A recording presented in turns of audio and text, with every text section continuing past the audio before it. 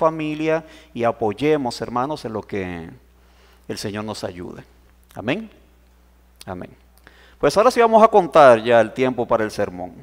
Bien, ahí va. Amén. Vamos a estar de pie, por favor, hermanos, y vamos a leer en primera a los Tesalonicenses capítulo 5. Primera a los Tesalonicenses capítulo 5. Desde el versículo 11 hasta el 24. Que el Señor tenga bien tener misericordia de nosotros y enseñarnos a través de este pasaje.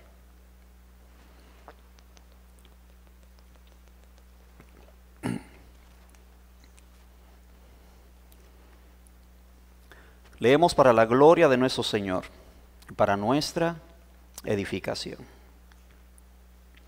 Por lo cual, animaos unos a otros y edificaos unos a otros, así como lo hacéis.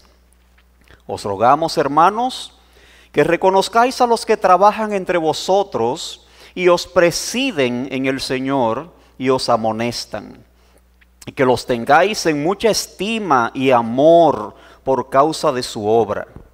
Tened paz entre vosotros.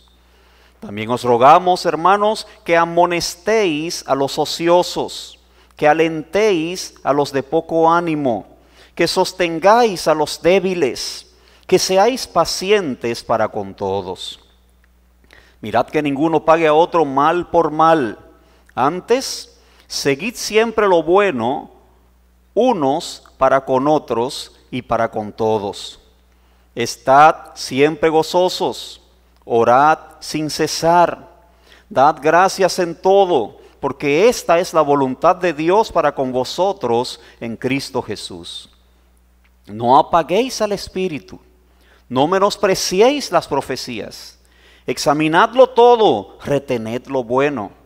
Absteneos de toda especie de mal. Y el mismo Dios de paz os santifique por completo, y todo vuestro ser, espíritu, alma y cuerpo, sea guardado irreprensible para la venida de nuestro Señor Jesucristo. Fiel es el que os llama, el cual también lo hará. Amén. Querido Señor, te damos gracias porque estamos ante tu palabra ahora. Señor, sabemos que estamos en un momento maravilloso del culto. El momento en que podemos sentarnos a los pies de nuestro Señor, de nuestro Maestro, para escuchar sus razones, para escuchar su ley, para escuchar sus enseñanzas de vida. Oh Señor, pon en nosotros esa actitud que pusiste en María, la hermana de Marta y Lázaro, en aquel momento. Ese momento en que nuestro Señor reconoció que ella había elegido la mejor parte y que no le sería quitada, que no sería algo sin provecho. Estar atento, Señor, a tu voz, a tu palabra, a tu enseñanza. Ayúdanos, Señor, a tener esta bendición en este momento. Te lo suplicamos en el nombre de Jesús. Amén y amén. Pueden tomar asiento, hermanos amados. De entrada tengo que decirles que este sermón lo presentaremos con la ayuda del Señor en dos partes. De modo que hoy tendremos la primera parte.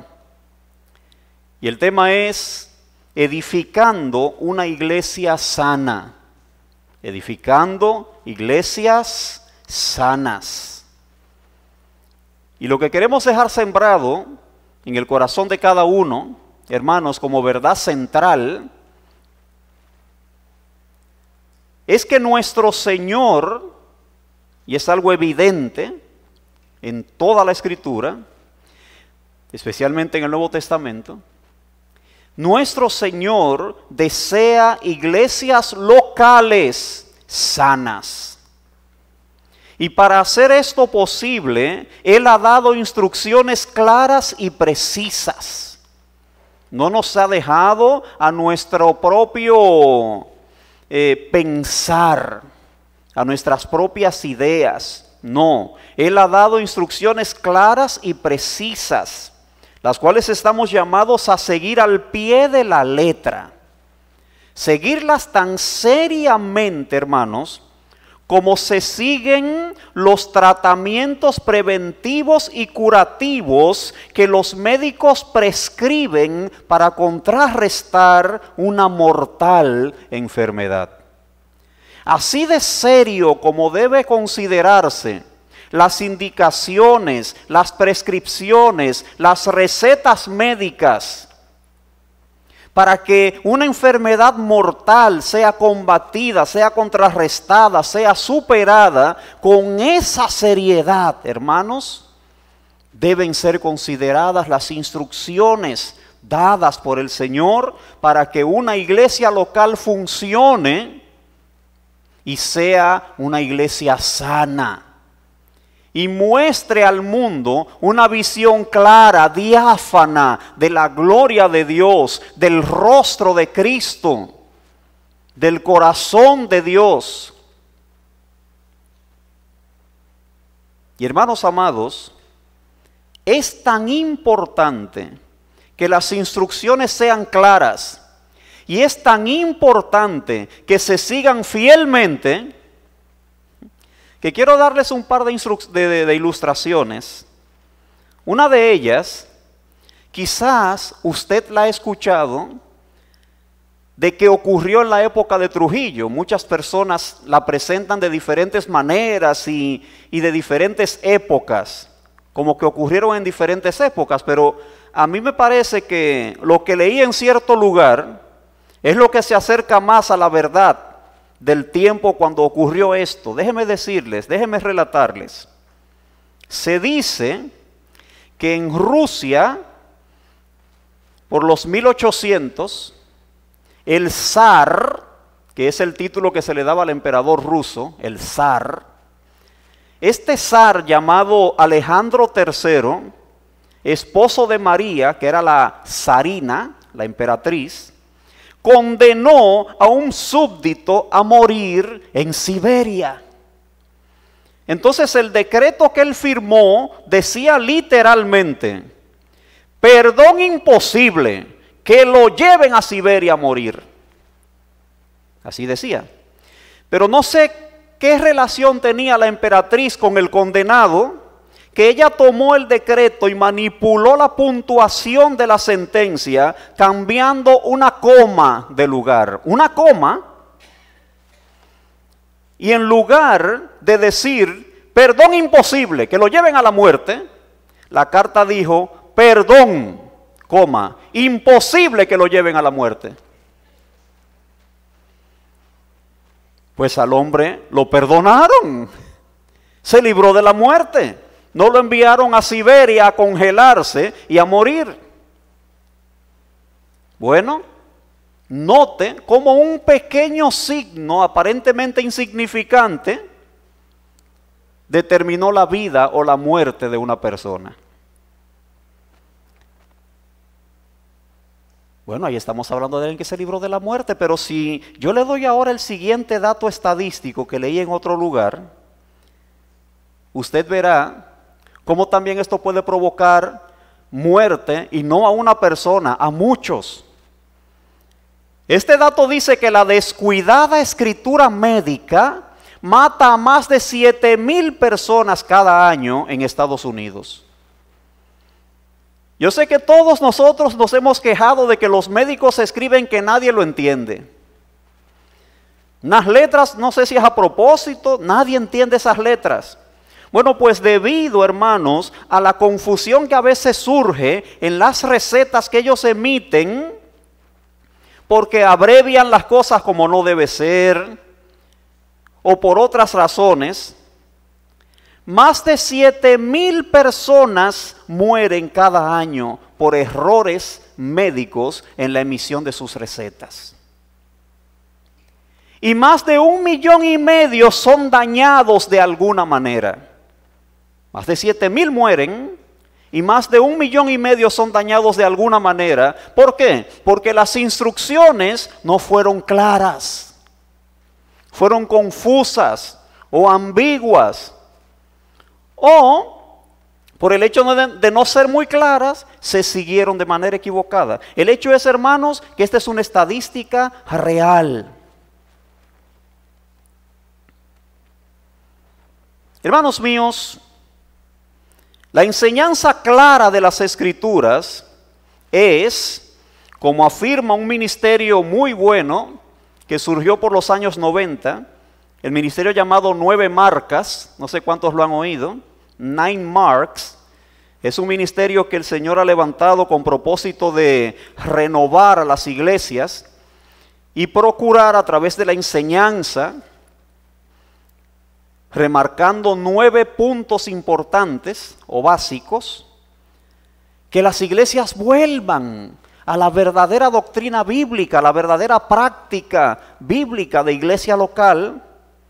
Este ministerio dice que la iglesia local es el punto focal del plan de Dios para reflejar su gloria a las naciones.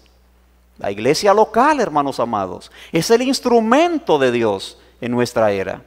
Por eso es tan importante que las iglesias locales muestren en su doctrina y en su práctica al Dios de la Biblia. Es importante que las iglesias locales se cuiden, se guarden de mostrar al mundo una imagen distorsionada de Dios.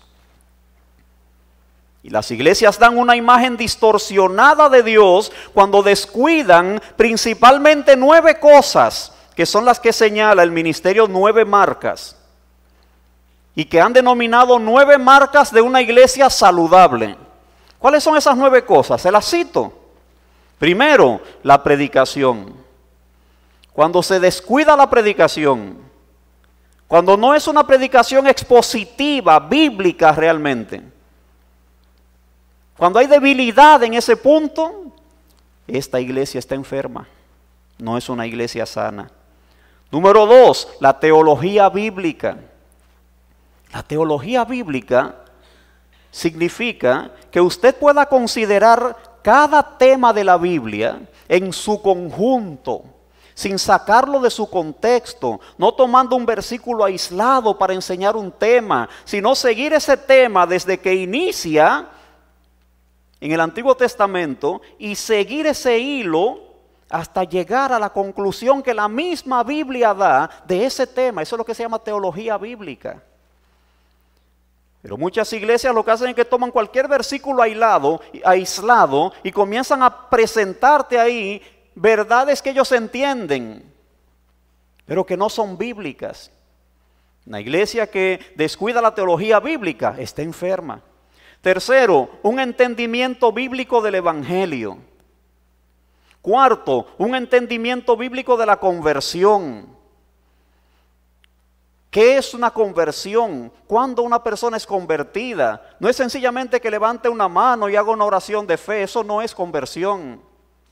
Las conversiones son milagros. Es Dios dando, como se predicó el domingo pasado, un nuevo corazón a una persona. Es el nuevo nacimiento y esto ha de evidenciarse en una nueva vida también. Entonces, un entendimiento bíblico de la conversión. Número 5, un entendimiento bíblico de la evangelización. Evangelizar no es decirle a alguien, Cristo te ama, búscalo. No. Evangelización, hermanos, amerita que la persona entienda en qué consiste el amor de Cristo por el pecador. ¿Cómo se mostró el amor de Cristo por el pecador? ¿Cuánto costó ese amor de Cristo para poder mostrarlo al pecador? ¿Por qué fue necesario que de esa manera Cristo muriera? No, el Señor te ama, búscalo. Eso no es evangelización. Un entendimiento bíblico de la evangelización. Número 6, membresía bíblica de la iglesia. ¿Qué es lo que significa ser miembro de una iglesia local? Número 7, disciplina bíblica de la iglesia. Número 8, discipulado y crecimiento bíblico. Y número 9, el liderazgo bíblico de la iglesia. Esos 9 puntos, hermanos, identifican cuando tú los consideras, los examinas, los pones a prueba, identifican si una iglesia local es sana o no. De la misma manera, hermanos amados, de la misma manera en que ciertas marcas evidencian el buen estado de salud física de las personas, hay marcas que identifican si una persona está sana o no. Yo le voy a dar casi 9 también. Por ejemplo, la orina clara. Cuando una persona está en un buen estado de salud, la orina es de color amarillo claro, no tiene olor fuerte. Así que una orina clara sin olor fuerte es una evidencia de que una persona está en buena salud. Las uñas sin marcas. Normalmente las uñas deben ser rosaditas, que no estén requebrajadas, que no estén amarillentas, que no tengan marcas anormales. Eso es una evidencia de que la persona está en buena salud. Una piel en buenas condiciones. Cuando la piel no está resquebrajada, no está llena de verrugas, no tiene colores extraños, manchas extrañas. Recuerden el anuncio que dice, una mancha en tu piel donde no sientes ni dolor, ni calor, ni frío, puede ser lepra. No sé cuántos recuerdan ese anuncio que fue muy famoso hace unos años. Entonces, una piel en buenas condiciones es una evidencia de que la persona está en buena salud. El blanco de los ojos. El blanco de los ojos debe ser así mismo, blanco. Cuando resalta un amarillo en el blanco de los ojos o algún otro tipo de colores, indica que hay un problema de salud. La frecuencia cardíaca normal entre 60 y 100 latidos cuando uno está en reposo. Si se sale de ese margen hay problema. La presión arterial entre 120 y 80. Si se sale de ahí hay que mirar qué está pasando. Peso sin cambios bruscos. Una persona que de repente sube de peso o de repente baje de peso. Es un problema también que evidencia mala salud. Energía óptica. Una persona hace cierto ejercicio y de repente se está fatigando tan rápido, tiene que sentarse. Eso es evidencia de problemas de salud. Entonces, así, hermanos, como el cuerpo humano muestra señales al mirar estas diferentes cosas que mencioné, estas marcas que mencioné, de la misma manera, hermanos, las iglesias locales están llamadas a revisarse, a examinarse continuamente, al menos en esos 9 puntos que mencionamos, que son esenciales para medir la vitalidad de su testimonio al mundo. Una iglesia local no es cualquier cosa. Una iglesia local es el foco, el instrumento que Dios utiliza para mostrar al mundo su gloria, su persona, su propósito. Hermanos míos, en el pasaje que estamos estudiando hoy, encontramos al apóstol Pablo procurando que la iglesia de Tesalónica, que era una iglesia nueva, considerara esto muy seriamente. Dichosamente, hermanos, en la carta, nosotros podemos ver que ellos, a pesar de su corta edad en la fe, y a pesar de los contratiempos y persecuciones que estaban atravesando, ellos estaban dando en general un buen testimonio de Cristo. Y Pablo los reconoce. Sin embargo, habían allí problemas existentes que estaban dando un mal reflejo de Dios, una mala imagen de Cristo, que estaban evidenciando al tomar el pulso, al hacer los análisis en esos aspectos de la práctica y de la vida y de la doctrina cristiana, que ellos no estaban muy saludables, que digamos. Así que el apóstol, hermanos amados, les instruye para que ellos, hermanos, alcancen la sanidad en esos aspectos. Si nosotros leemos este capítulo 5, hermanos, de Primera a Tesalonicenses, vamos a ver que desde el principio, capítulo 5, se nota que el contexto en que aparecen las instrucciones que leímos desde el versículo 11 es un contexto de contraste.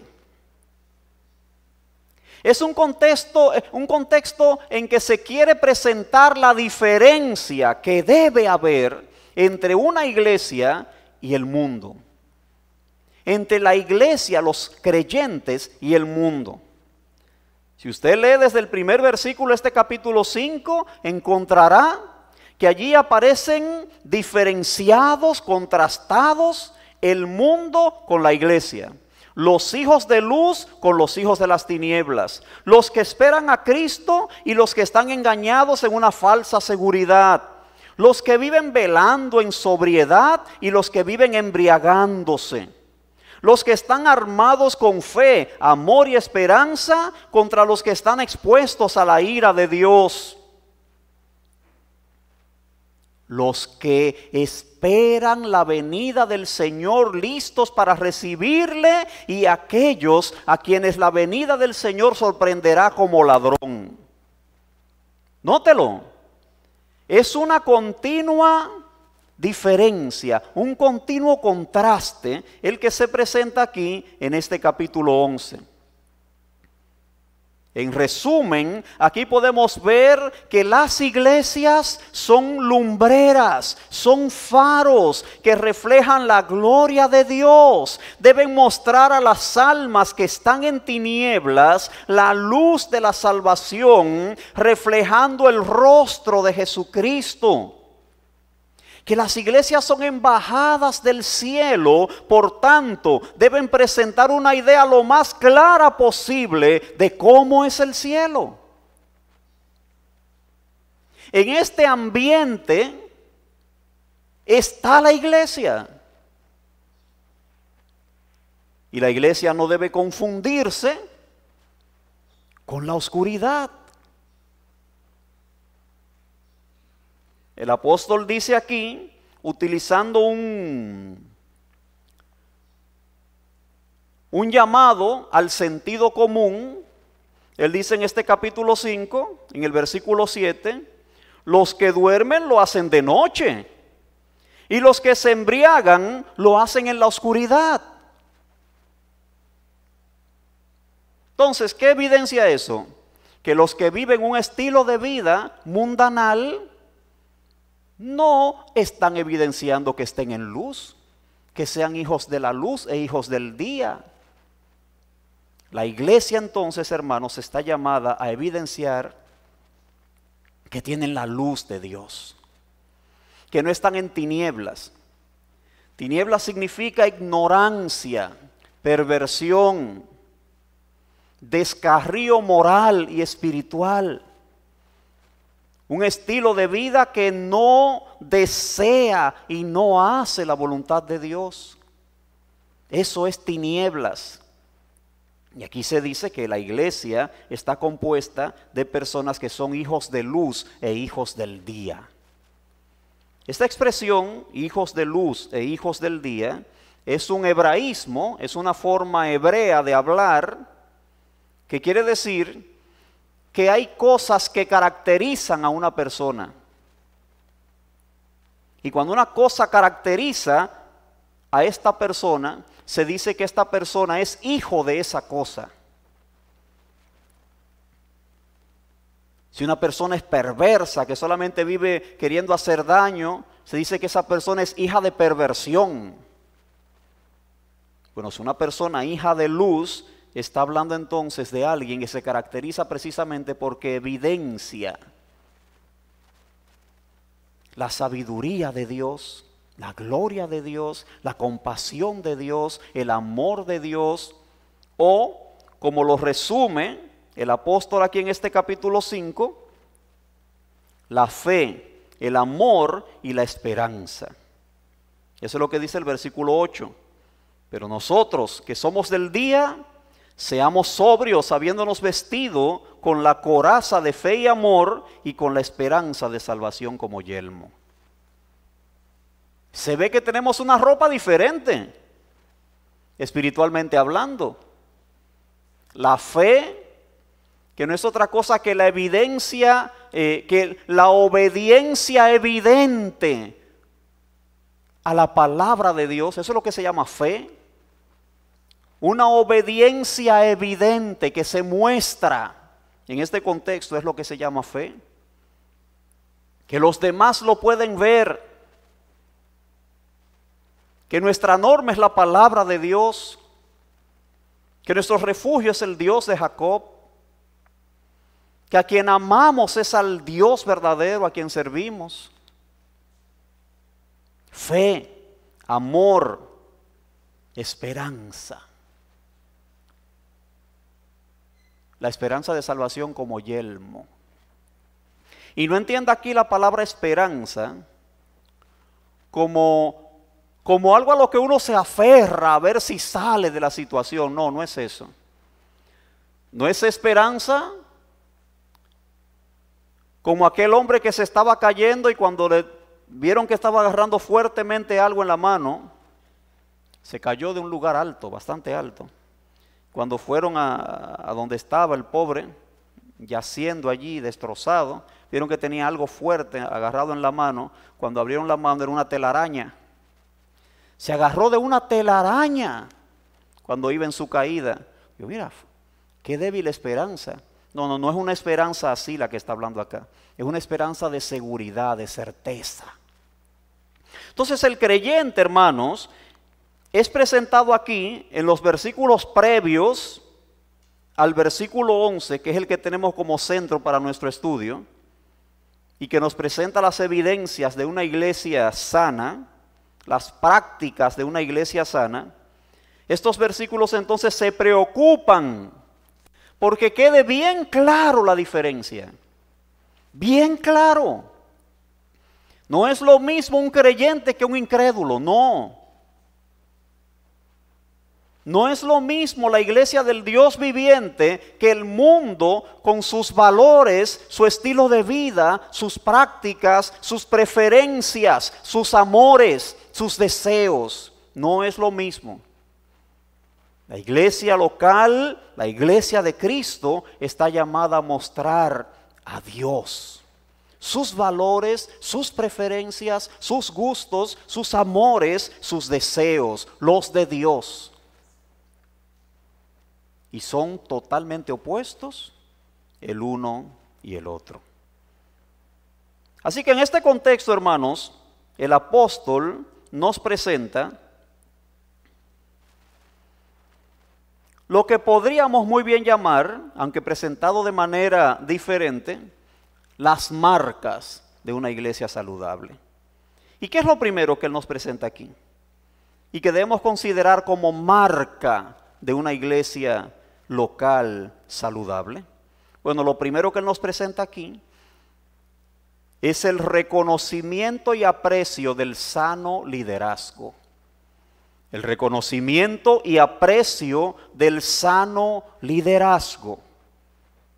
Notemos cómo nos dicen los versículos 12 y 13 de 1 Corintios capítulo 5, 1 Tesalonicenses capítulo 5. 1 Tesalonicenses capítulo 5, versículos 12 y 13.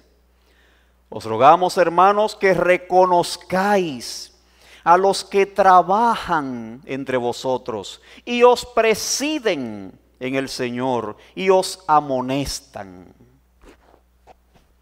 Y que los tengáis en mucha estima y amor por causa de su obra. Notemos, ¿qué es lo primero que resalta el apóstol?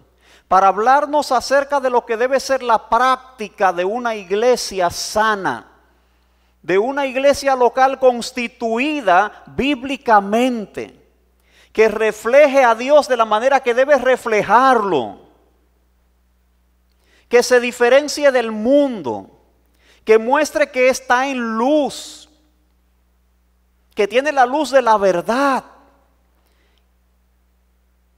que agrada a Él y que lleva a cabo el propósito de Dios en medio de esta era, en esta era. ¿Qué es lo primero? El reconocimiento y aprecio del sano liderazgo. El apóstol dice que las iglesias locales deben tener líderes. Que una iglesia local conforme al corazón de Dios y que refleja a Dios como debe reflejarlo, debe tener una cabeza local. Pero está diciendo que esta cabeza local debe ser sana, no una cabeza desequilibrada, no una cabeza maliciosa, no una cabeza movida por intereses mezquinos. No, es un sano liderazgo. Y notemos que ese es uno de los 9 puntos que les mencioné hace un rato. El liderazgo en la iglesia local, creo que fue el número 9 que les mencioné.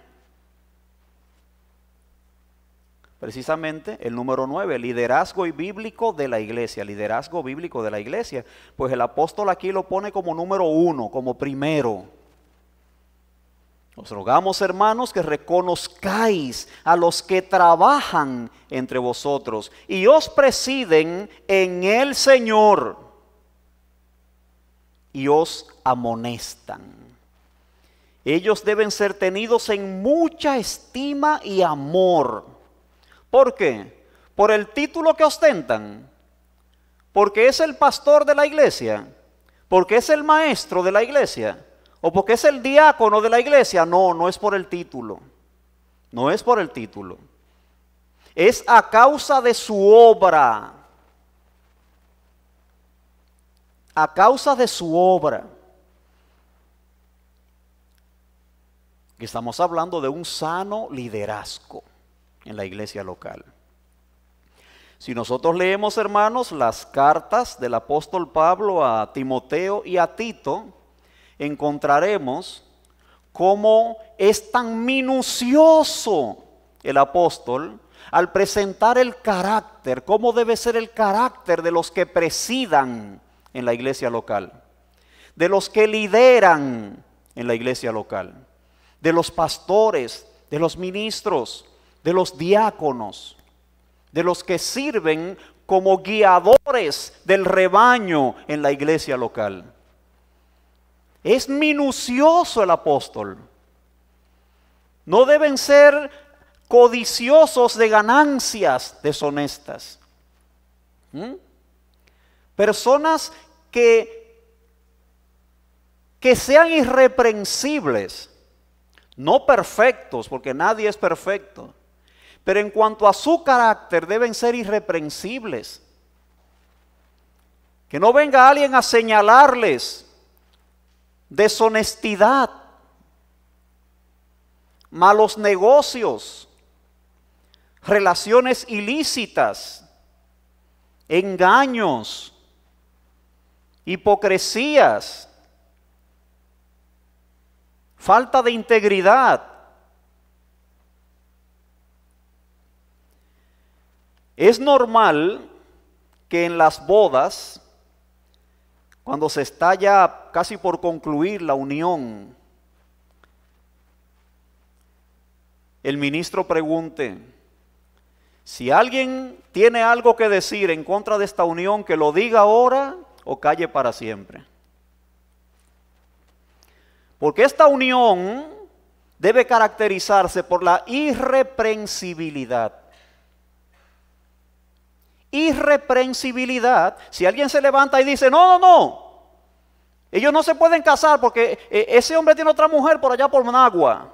Lo que pasa es que nadie lo sabe porque es lejos eso. Olvídate, esa boda tiene que ahí mismito cancelarse y comenzar las investigaciones, las averiguaciones, a ver si el hombre tiene otra mujer y tiene otra familia ya, vino aquí, enamoró a alguien, a una hermana aquí o una amiga, no sé cómo sea, quien se esté casando. Y no dijo su situación: no, yo soy soltero, yo no tengo compromiso, no tengo hijos, no tengo nadie. No es irreprensible esa unión, ahí mismo se canceló la ceremonia. Bueno, es por ponerles una comparación. No siempre las comparaciones buscan ser exactas, sino sencillamente ilustrar, iluminar. Se requiere del liderazgo entonces que sea irreprensible.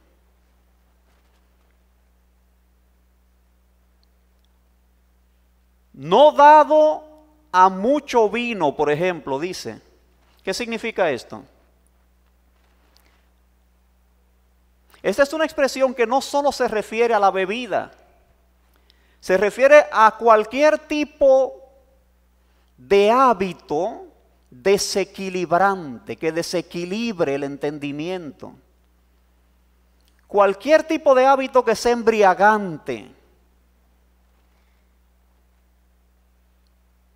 que te saque del centro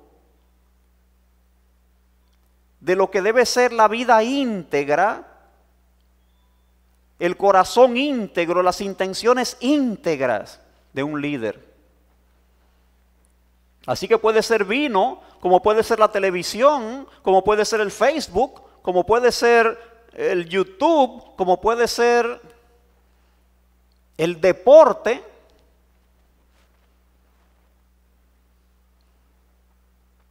Lo que sea, no dado a lo que lo embriague. Entonces, estamos hablando, hermanos, de un liderazgo sano. Ahora, ¿qué hace ese liderazgo sano? Que debe ser reconocido, que debe ser estimado, que debe ser amado, que debe ser deseado en una iglesia local. Una iglesia local no puede estar como chivo sin ley, como decimos aquí en República Dominicana. ¿Te has visto el anuncio del chivo de la loma, que fue famoso en un tiempo aquí? Quizás lo ha visto. Donde el pobre hombre está haciéndole la cerca al chivo para que no se salga, y al poco rato el chivo rompe la cerca y sale.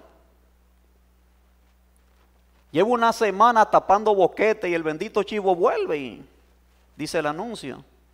Pues la iglesia no puede estar, una iglesia local no puede estar como chivo sin ley. Sin un líder que les guíe, que les apaciente, que les instruya, que les ayude a aplicar a su vida las verdades benditas de la palabra de Dios. Sin la consejería de un ministro, sin la guianza. Señores, el ser humano necesita ser guiado, necesita ser enseñado, necesita ser instruido. Dios nos creó así. El ser humano fue creado con la necesidad de ser instruido. Y la iglesia local, hermanos, no puede funcionar sin un liderazgo apropiado, sin un liderazgo sano.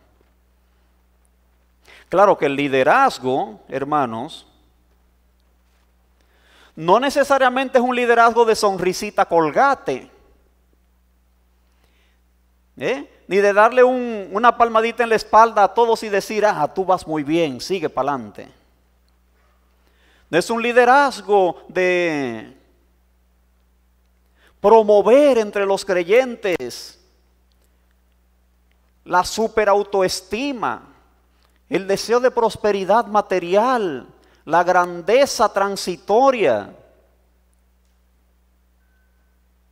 la prosperidad en el aquí y el ahora, buscar tu mejor vida ahora. No. Note que el apóstol dice aquí, trabajan entre vosotros, os dirigen en el Señor y os amonestan. Y no es muy agradable cuando nos amonestan. El término amonestar aquí viene, hermanos, en el original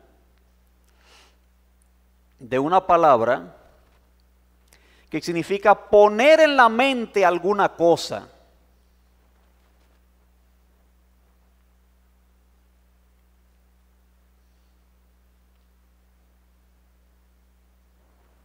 Dar tratar de introducir, hermanos, y eso es muy trabajoso, indicaciones para que el creyente se conduzca correctamente. Y significa también corregir cuando no se ha hecho lo que se debía hacer. Amonestar, hermanos, es un trabajo arduo de parte del que lo hace y a veces no muy agradable y muy bien recibido de parte del que al que se le hace.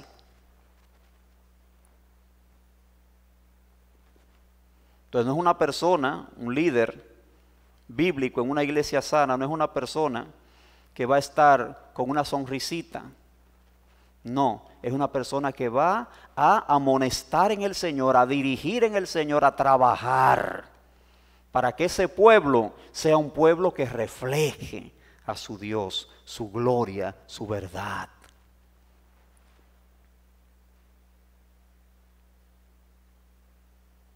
Notemos la palabra trabajan que aparece aquí.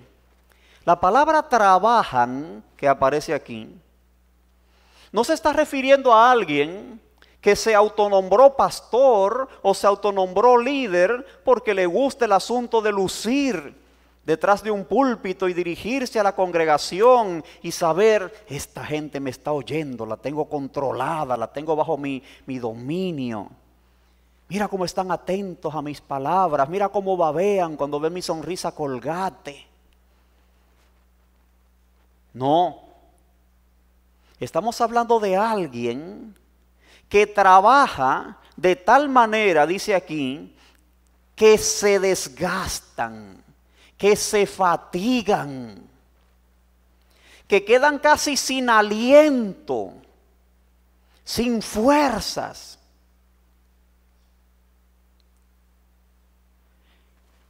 Tratando de que esa grey, de que esa congregación sea fiel al Señor. Sea una congregación que madura para la gloria de Dios. Sea una congregación que da un testimonio del evangelio bíblico a su comunidad, al mundo. Estamos hablando de un hombre que se desvela, que muchas veces no puede conciliar el sueño porque sabe que un hermano, que una hermana o que una familia está en una situación delicada.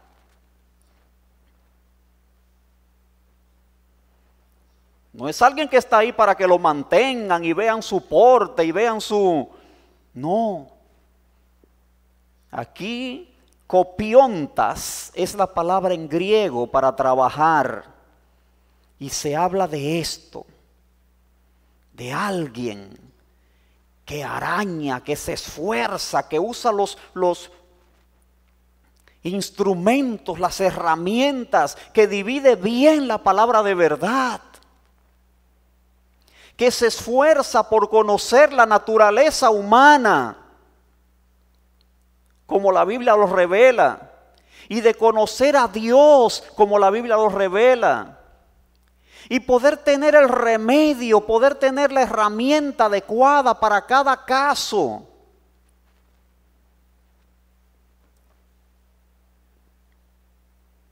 Una persona, un líder, copiontas, trabajador, esforzado, fatigado continuamente en este trabajo.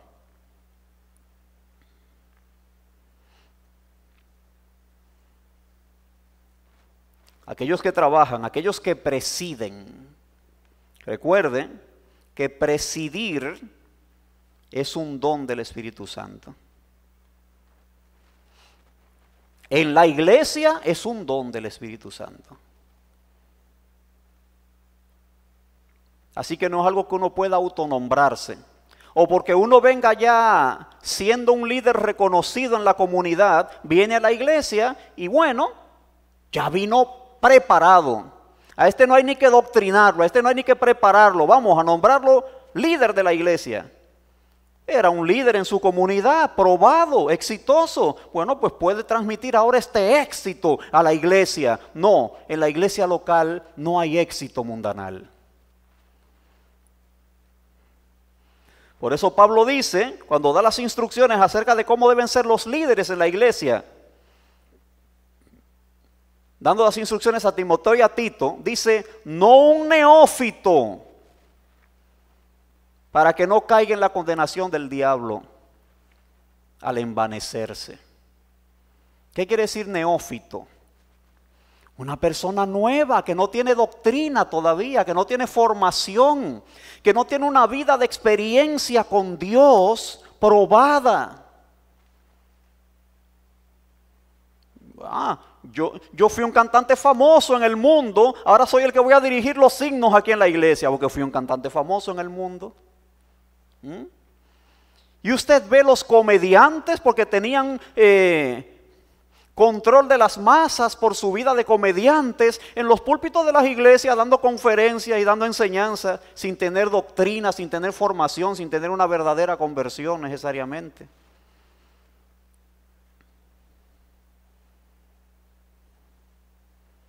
No, son personas que presiden porque han sido preparadas por Dios con un don especial del Espíritu Santo.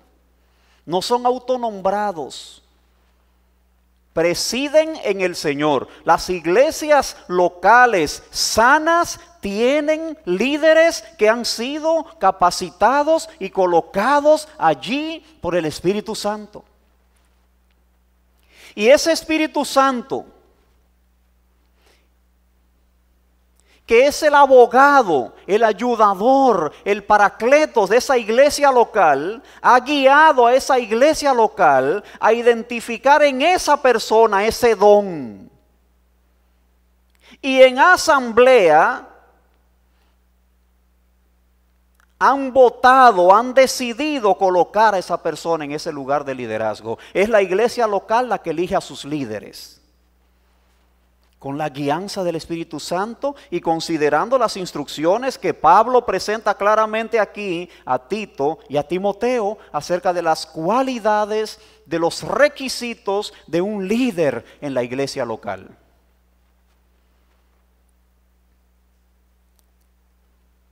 El pastor, el diácono, el maestro,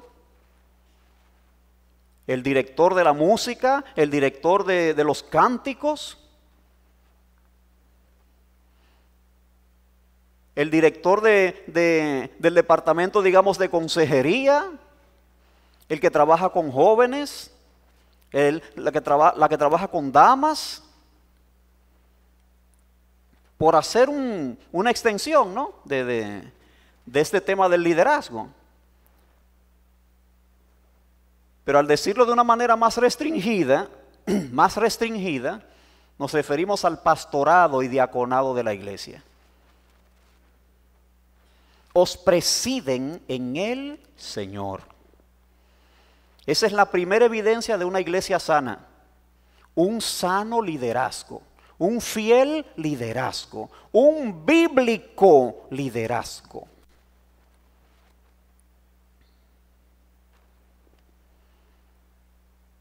Así que, ¿qué hacen? Trabajan copiontas, trabajan de verdad. No son botellas en la iglesia, trabajan.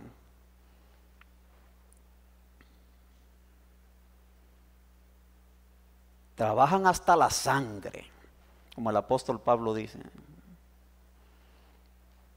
El apóstol Pablo llegó al extremo,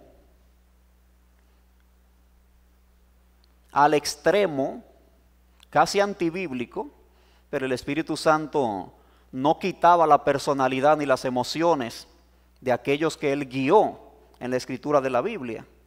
Así que el apóstol en una explosión de emoción santificada, en una parte dice: ay, yo tengo un gran pesar por mis hermanos israelitas. Quisiera que fueran salvos todos.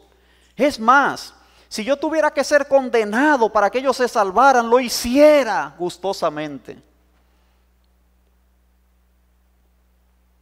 llegó a decir eso el apóstol Pablo. Pero si usted se ve el Antiguo Testamento, encuentra a Moisés diciendo algo parecido. Cuando Dios le dijo a Moisés, mira, quítate que voy a eliminar este pueblo, lo voy a erradicar completamente y te voy a dar un pueblo nuevo. Moisés dijo, no Señor, jamás hagas, mira, eso ni siquiera llegue a tu pensamiento. Y si tú lo vas a hacer, mejor quítame a mí de tu libro. ¿Qué va a decir la gente de ti si tú exterminas a este pueblo? Que fuiste incapaz de mantenerlos, de sostenerlos, de sobrellevarlos. Estamos hablando de alguien que trabaja así, de esa manera. No que trasquila al pueblo para vivir bien.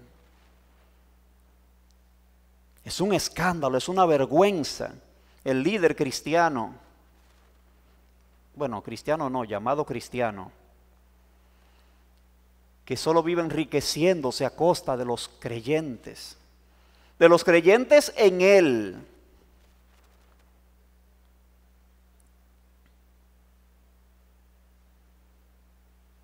Y manteniendo un dominio antibíblico sobre ellos.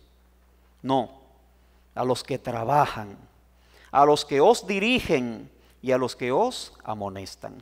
¿Qué es lo que dice el apóstol que debe hacer la iglesia local cuando tiene un líder así? Oye, valóralo. Oye, tenlo en mucha estima, en mucho amor. Reconózcanlo, apóyenlo, obedézcanlo. Ellos te están llevando por el camino bíblico, correcto. Sigue a ese líder en lo que te está enseñando y cómo él en su vida está evidenciando que realmente vive eso por causa de su obra. Reconózcanlo. Y ese reconózcanlo y ténganlo en mucha estima puede llegar a significar también que si es una persona que está dedicada completamente a ese trabajo, debe ser mantenido por la iglesia local. Debe tener un salario asignado por la iglesia local para que él y su familia vivan dignamente. El apóstol Pablo, cuando está defendiendo este punto, dice que la Escritura establece que no se le debe poner bozal al buey que trilla. Usted se imagina, el pobre buey está trabajando ahí moliendo el grano y le ponen un bozal y el pobre buey, si tiene hambre, está desfalleciendo, no puede bajar la boca con verdad porque tiene un bozal. Entonces el apóstol dice que es justo y necesario que el que predique el evangelio a tiempo completo viva del evangelio. Que el que trabaja en el altar sacrificando, coma del altar. Entonces aquí el apóstol refleja eso mismo cuando dice reconozcan a ese líder que está dedicado a tiempo completo al servicio fiel de la congregación. Ese es su trabajo, sus esfuerzos, todas sus capacidades están dedicadas a eso.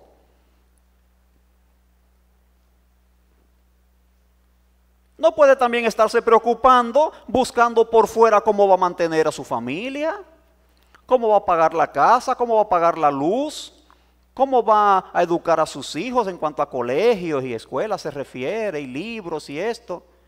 No, la iglesia local debe reconocer a esos líderes con el apoyo económico requerido, con la honra requerida. Porque el apóstol dijo, el obrero es digno de su salario. Así que eso es lo primero que vemos y prácticamente es en lo que nos quedaremos ya el día de hoy en este sermón. El primer punto que el apóstol presenta aquí de manera práctica de lo que debe ser una iglesia sana es que debe haber en esta iglesia un reconocimiento y aprecio del sano liderazgo. El sano liderazgo. Mire, aún en el Antiguo Testamento, Esto se estableció para la tribu de Leví. La tribu de Leví era la tribu sacerdotal. Estaba dedicada al altar, estaba dedicada al tabernáculo, estaba dedicada a ministrar al pueblo. ¿Cómo sobrevivía esta tribu? Dios no les dio tierras a ellos. ¿Cómo sobrevivía esta tribu? Con el sistema de diezmos que Dios y de ofrendas que Dios estableció al pueblo de Israel. Con eso vivían esa tribu. Ellos trabajaban en el altar, ellos vivían del altar. Es una práctica bíblica. Que la iglesia local tenga un liderazgo comprometido, sano, bíblico, y que la iglesia local a su vez reciba ese liderazgo como debe recibirlo. Como debe recibirlo. Como algo instituido por el Señor. Y así como el Señor debe ser honrado, a la iglesia recibir de esa manera a sus líderes, está honrando al Señor. Está dando gloria al Señor. Y una última cosa que hay que decir acerca de esto, que no es muy agradable quizá para muchos, y bueno, lamentamos estar, si de alguna manera se ofenden los sentimientos de algunos, pero lo cierto es que el liderazgo de una iglesia sana debe ser un liderazgo masculino. Bíblicamente debe ser un liderazgo masculino. No se reconoce en la iglesia local, en las enseñanzas neotestamentarias, un liderazgo femenino en la iglesia de Dios. No es una iglesia sana, una iglesia que está precedida por líderes que son mujeres, pastoras o cualquier tipo de designación que se les dé. Una iglesia local que esté presidida, enseñada, amonestada, según dice el versículo 12, por féminas, no lo están haciendo en el Señor. Por consiguiente, no hay sanidad en esa congregación. Repito, sentimientos ofendidos, bueno, ¿qué puedo decirles? Es lo que la Biblia nos enseña. Y como creyentes que procuramos ser fieles a la enseñanza del Señor, tenemos que presentar lo que la Biblia enseña. Reconocimiento y aprecio del sano liderazgo es la primera marca que nos presenta el apóstol, hermanos amados, de una iglesia sana. Y en el pasaje hemos visto tanto la enseñanza como la aplicación. Porque el 12 y el 13 contienen tanto la enseñanza como la aplicación. El Señor nos ayude como iglesia local, hermanos, a entender este punto, a aceptarlo, a amarlo, y que cualquier debilidad que haya, podamos reflexionar, examinarnos, hermanos, y rogar al Señor que podamos adecuarnos a lo que Pablo está diciendo aquí como iglesia local.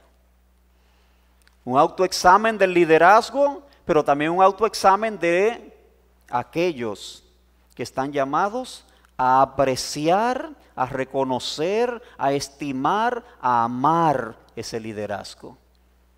Porque este liderazgo, si es conforme a lo que Pablo dice aquí, es obra de Dios. Es obra de Dios. Por eso dice a causa de su obra. Dios nos ayuda, hermanos, a ser la iglesia bíblica que estamos llamados a ser. Señor, te damos gracias por tu misericordia, por tu bondad. Te damos gracias por tu instrucción, por tu palabra.